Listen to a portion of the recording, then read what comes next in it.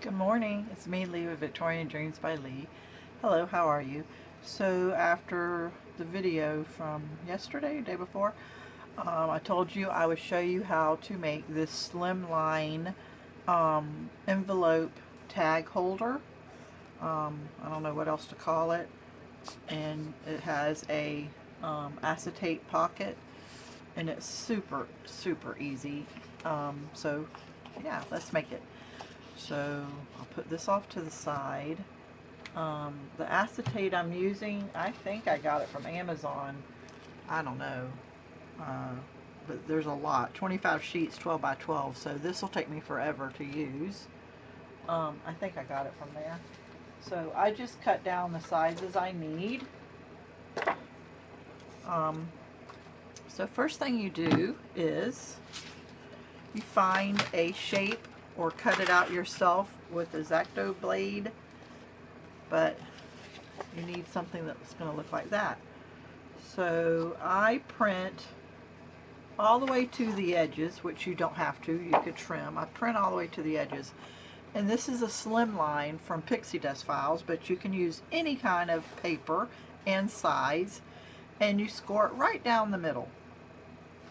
And this is exactly this is what I did, and I just trimmed it. So I printed it twice so I could have this inside here, score it right down the middle, and I scored it right down the middle. Then I took whatever shape I wanted and I used the shape I wanted, and I ended up getting quite a few tags out of them when I made it.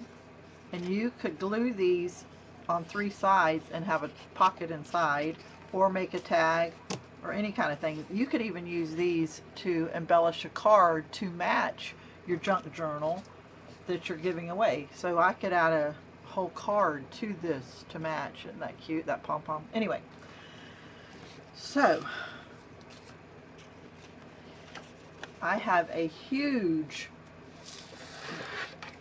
mat for my die, and the whole piece of paper fits on there, and I cut it right where that image is. So I would only cut the image out. And I picked what size fit and gave me enough space right there to glue it. Okay? So I picked it because if you got too wide, you wouldn't have any space to glue it right here. So pick whatever size works for you, a circle or whatever. You need a circle punch. It would help if you had a circle punch. I did the smaller circle punch and it just looked a little wimpy, so I did a bigger one. So I did that, but you could hand draw that. You could put a a ring. You could put a ring right here, draw your circle, and cut it yourself. You don't have to have the punch. You don't have to have any punches or any dies. You can hand free this. Now what I normally do is whatever I cut out, see, this is what came out of that. That's exactly what came out. It fits right there. I glue it there so that when you put the acetate, which I don't see, when you put the acetate to the size that goes right here, you would have a window.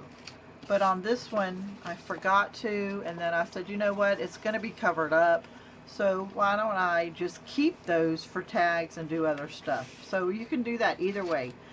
So you scored it, you cut whatever image, you put the acetate that would fit in that spot. See, I would have to trim my acetate, and you only needed 1/4 inch around. Glue it. I use art glitter glue, and I stayed off the edge so that the glue would not get on the acetate. And then you glue it here and here and here. So you glue it 3 sides, but not up top. And then you only have another sheet of paper. See, like I had to cut this one out to do the pop dot on here. So now I have this one. You notice how this one I didn't put matte paper. I only said just copy it and see the difference in the size. So you would have to trim that out if you did that. But now I can put this inside here. The only thing you have to remember when you go to do this after gluing it, punch a hole here, punch a hole here, and put your ribbon. Don't do like me, and I punched the hole at the bottom and had to do the top. I almost cut that all the way off, but I thought, no one's going to see it. But now you are. There's a secret. Okay, so all you have to do is keep measuring, because the glue is going to take some space here.